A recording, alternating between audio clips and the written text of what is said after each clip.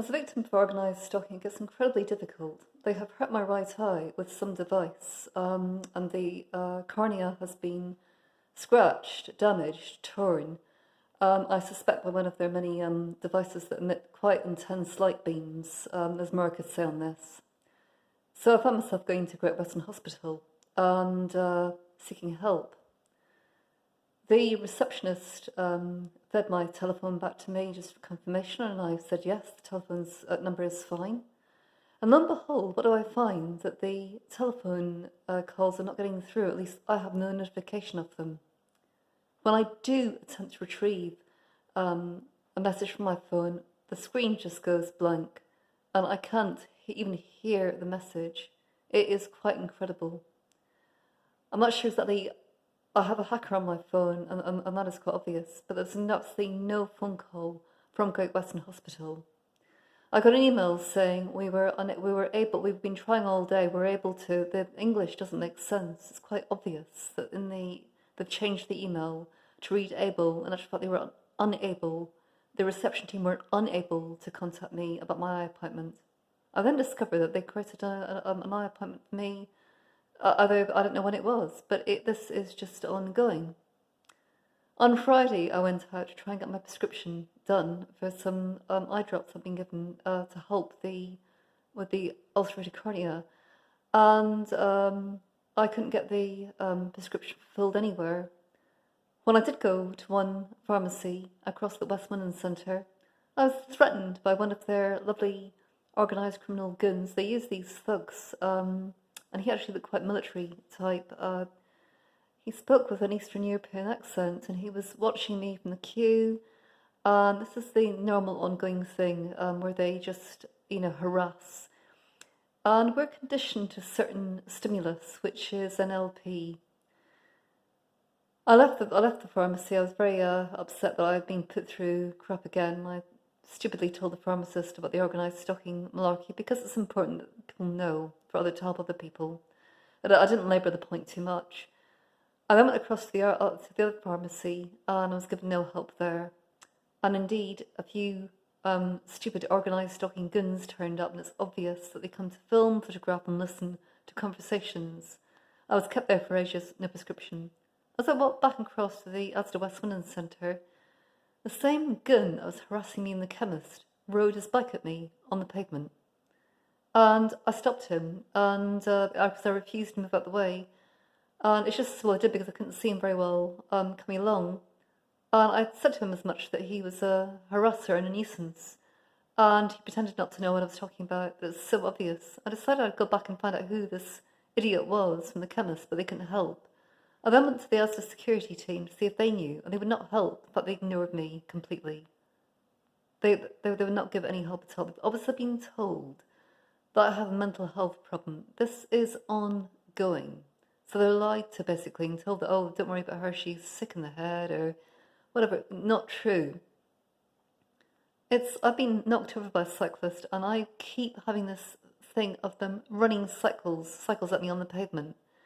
And I have to get out of the way very quickly to avoid them. I even had a motorbike, a kind of motorbike, I think it's an electric bike, I don't know, it's very motorcycle-like, try to scare me on the path on Peterborough Lagoon. I didn't report it to the police, it's pointless, they don't investigate anyway. The other incident was very serious. I got knocked flying back on the pavement, and I was lucky I was alright actually, I survived. So I went across because I was quite angry, and I said, do you know anything about this chap on the bike? And no one would help. Not one person would help. In fact, they found it amusing, which is actually quite worrying. I mean, suffice to say, I'm not mentally ill, and if I were, I wouldn't be making this video. I then get streamed videos today about the police attending the door to saying concerns my welfare, and from a barrister telling me what not to say and what to say. I mean, it's ridiculous. Concerns my welfare. You can't make it up. I've had this before because I was taking pictures of a harasser that was using lights up at the house.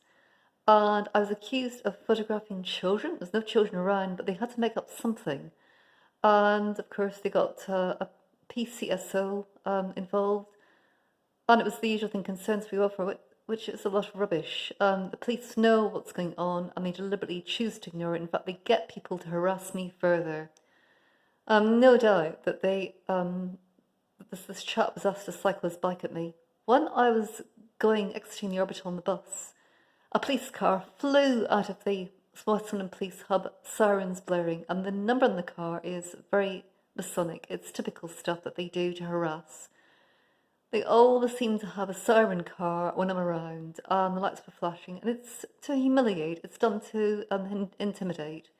So if you do decide to come to the door Wiltshire Police for concerns of my welfare, please be advised I will not answer, because quite frankly, your behaviour is really, I don't know how to describe it, but you need to start doing your job, which is policing and not harassing.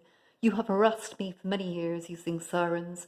You do this to a lot of people, and you have no right to use your warning equipment without real need. You could have caused a crash, I think, the way that you skirted around the bus, because there's no way of knowing what was coming down that hill. It's just ridiculous, and it's ongoing. And even at the hospital, I was harassed by you and your officers.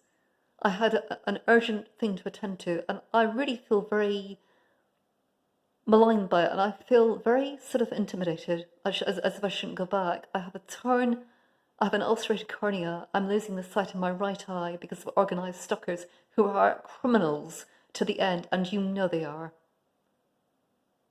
It is dreadful to be threatened because I refuse to leave this house. It's the only place I've got, but this business of being made to seem as if I'm mentally ill is shocking when I'm not, clearly not. I'm reporting the facts, but it's the fact that people can do this and have not all police officers involved in organised stalking, backing people up to say, oh yes, she's mentally ill, not right in the head. It's extremely unfair, and I do believe that it will all come to light one of these days. And to the officers involved in this, you're going to be resigning. You drove outside of a house in West Swindon 7 years ago with use of motorcycles to harass and intimidate. And it's not something that I have forgotten, because I haven't, but I haven't forgotten the events of Friday either. Very, very unfair. I only wanted to fulfil a prescription in a chemist.